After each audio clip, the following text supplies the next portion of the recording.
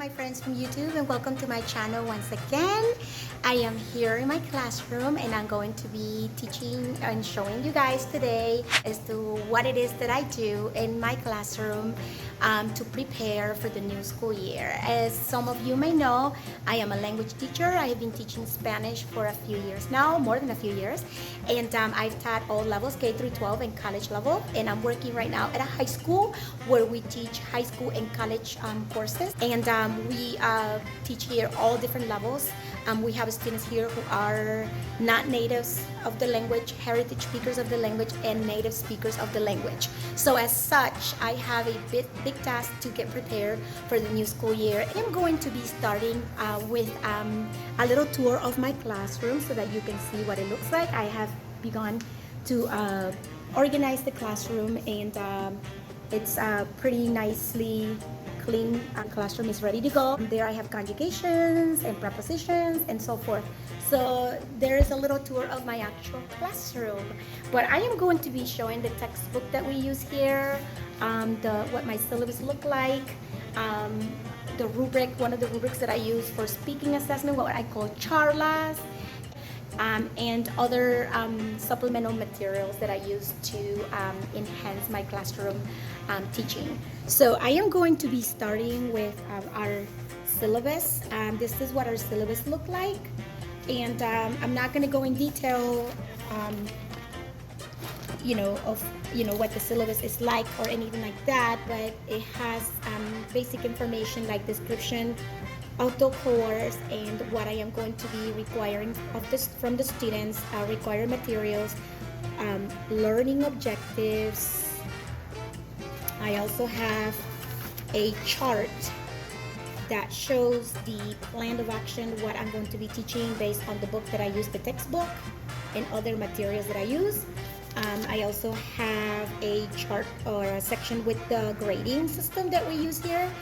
Expectations and policies. This is basically to allow the students to know what it is the high school expects from them and what my classroom is going to be like. Also, it has the student responsibilities, academic integrity. As you know, some students don't understand that plagiarizing and all that is not acceptable, so we have to make that clear in writing.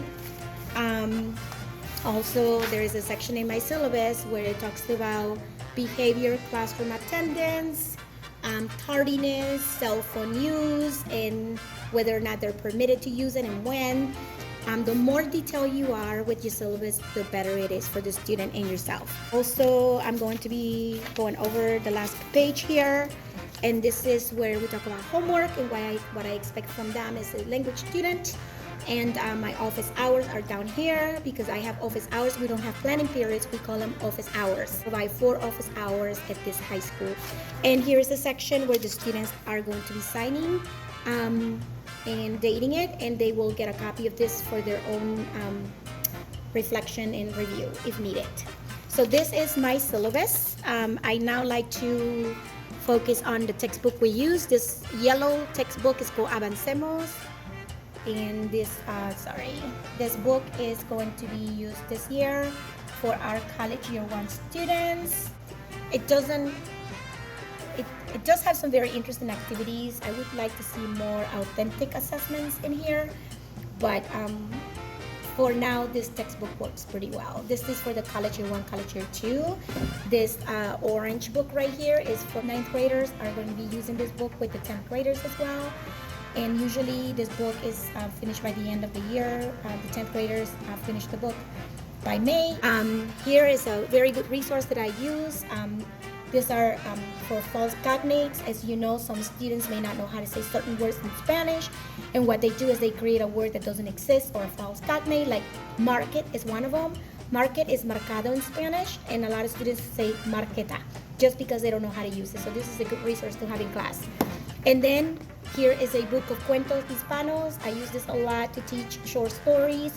I use this mostly for heritage and non-natives, and students read excerpts from this book, and they're either tested or they're assessed, or they have to have a speaking assessment based on what they read. This is an excellent resource to have in class.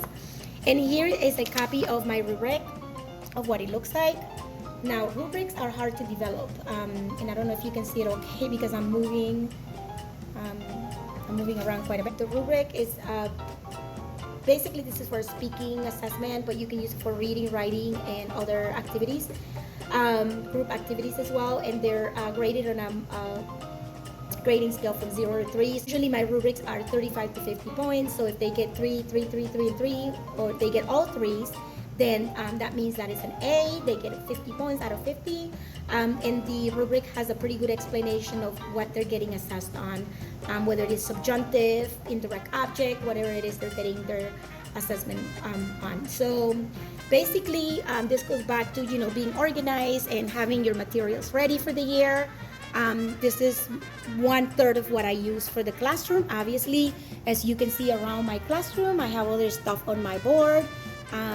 Here I have a map, países y capitales del mundo, in Spanish, so that the students know how to write the countries in Spanish.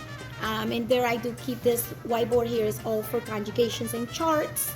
And over here I have a little board. I call it my mural de las cosas importantes, important things about Spanish, the Spanish world. And I have a lot of stuff about Panama because I'm from there. Frida Kahlo is one of my favorite artists. And then El Che Guevara from Argentina. So I like to keep my classroom very happy and colorful. So my friends, this is where I end my tutorial.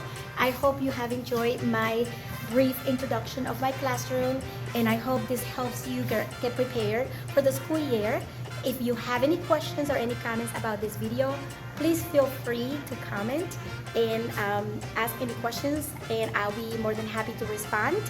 And please give it a like if you like the video, and also click on the bell so that you can follow my future videos. And I look forward to hearing from you, and good luck to all the educators and maestras y profesores de español that are going back. May you have a successful school year. Ciao.